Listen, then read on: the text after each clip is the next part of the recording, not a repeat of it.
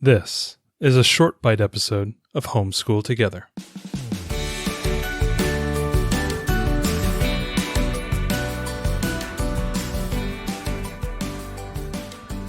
Hello and welcome to Homeschool Together Short Bite Edition. Today we're going to take a little break from reviewing games like we normally do. We'll talk a little bit about a reading book that I've been using lately and I've really been enjoying, so I wanted to make sure we share that with you guys whenever we get something new that we really like.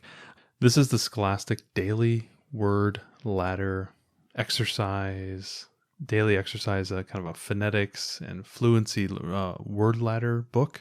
And I got this from listening to another podcast where there was this professor, Timothy Rasinski, I think is his name. Really wonderful guy. I think he's out of Kent State. I'll make sure to link his website down below, and I'll link the book as well, and I'll link the podcast that he was in that really kind of opened up my eyes about active literacy, and I'm starting to employ some of his techniques into kind of this short, early reader focused period of in-between curriculums that we're doing right now, where we've stopped All About Reading. I finished the How to Teach Your Child to Read in 100 Lessons, and I'm getting ready to start the next All About Reading level. But in between that, we're taking a little bit of a break, and we're focusing on just reading. And I listened to this guy's podcast. The podcast this guy was on, really, really liked it. So I went out and got two of his books, and maybe I'll talk about the other one on another short bite. But today I want to talk a little bit about the Word Ladders book, and I'll make sure to link that below. But basically, what is a word ladder? It's just basically a little bit of a word game that it's it's kind of a cool graphic. It's in the shape of a ladder, and there's these different rungs, and each rung is a different word, and it all comes based off of the first word that is at the bottom. And here I have one right in front of me that we just completed today. A lot of times the word ladder will have a theme, and today's theme was about family ties. So it's about different family members sometimes, and you tend to have to go from one family member to another family member, and in between you're going to spell a bunch of different words. So for example, this one started with mom, and this was at the very, very bottom of the ladder. And then the next rung, you have to take mom and you have to change one letter, and your reader gets a clue. So for example, we start with mom. Ariel, I'll do this one with you. If we start with mom, you want to change it to a new word. It is, you can clean the floor with this, and you have to change one letter from mom. Mom. Very good, Ariel. I'm proud of you in your literature skills. I'm glad I'm passing kindergarten reading.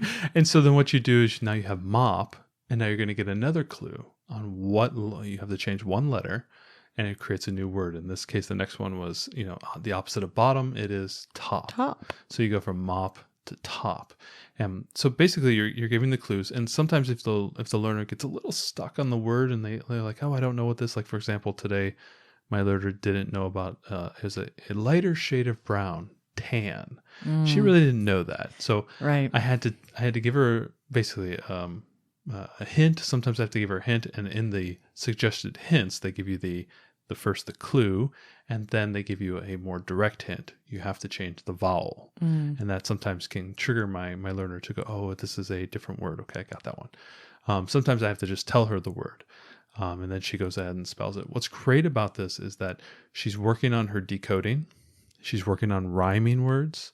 She's working on her handwriting, and she's actually working on her spelling. And she does it all by herself. I don't write these words down. She does it all by herself. I'm reading her the clues, but she's actually doing the solving of those clues, the writing of the letters, the spelling of the words. She's decoding them as she's writing them.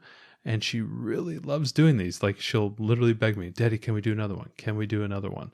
And I have been enjoying doing these word ladders with her. It's sort of like a little warm-up exercise that we do right at the beginning of our lesson. They take maybe, I don't know, a minute or two to do one of them, less than that.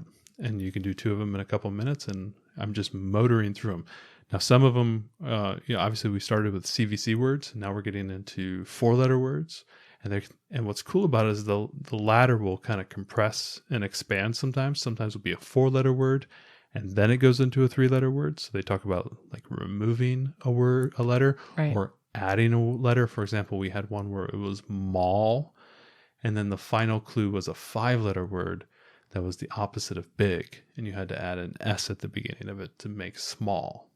And just that her thinking about it and having to really work through it. And a lot of times she doesn't get it right at first. So I'm like, okay, so let's think about it. I've had to try to figure out the correct flow. Like, okay, we're starting with mom. We're replacing one letter in mom. And here's your clue. Sort of like here's your Jeopardy clue. And then it'll be like, it's, you go to clean the floors with this. Mom becomes, and you can see her kind of go, mom, mop.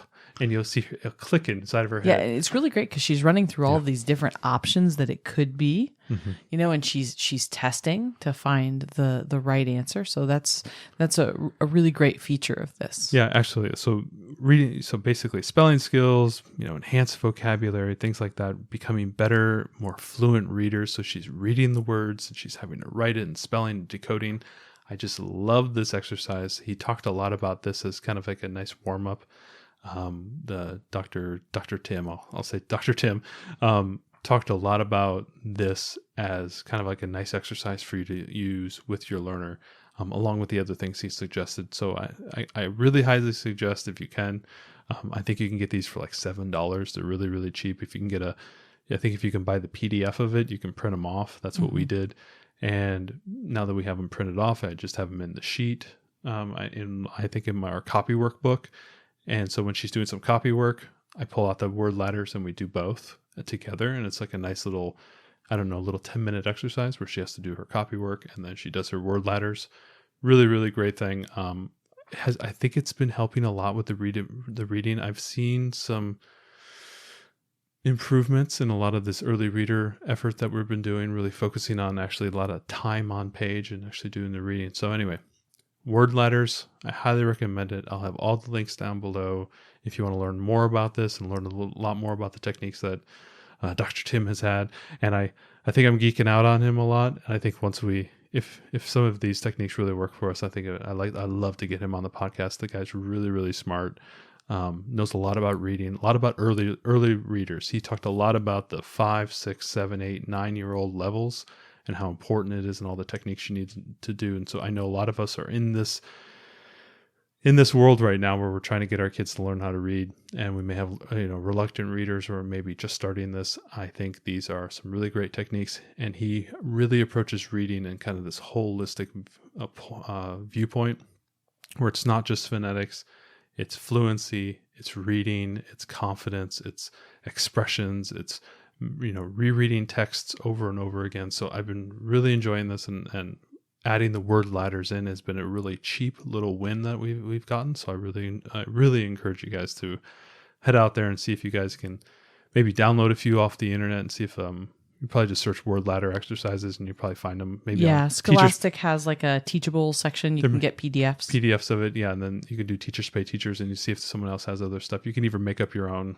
Really get out there, be creative, enjoy this. This has been a really good thing for us. Thanks so much for joining us today and making us a part of your homeschool journey. Please engage with us on social media.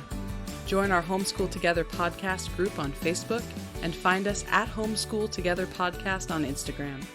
We'd love to hear your feedback, questions, and recommendations. Until next time, Happy homeschooling!